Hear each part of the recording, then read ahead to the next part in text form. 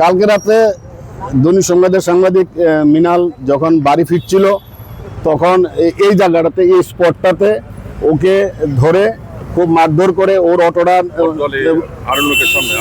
আরণ্যকের সামনে ওর ওই অটোটা একটু খারাপ হয়েছিল।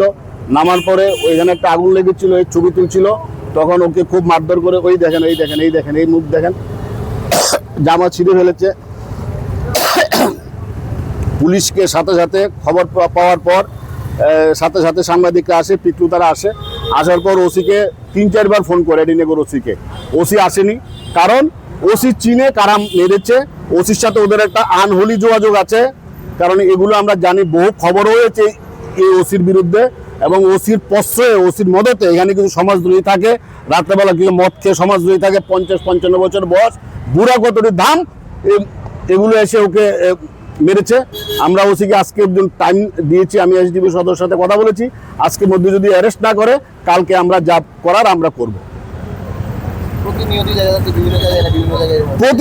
প্রতিনিয়ত আমরা সাংবাদিকরা এই গত 15 দিনের মধ্যে 3টা ইনসিডেন্ট হয়েছে।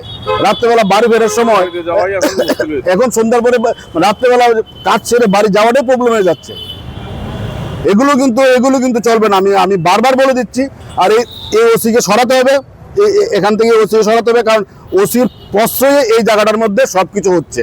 ড্রাগ, তারপরে ড্রাগের যারা ব্যবসায়ী ওর সাথে ওসির মিটিং হয় থানাতে, ড্রাগের যারা ব্যবসায়ী ওসির সাথে বসে ওসি এগুলো করছে।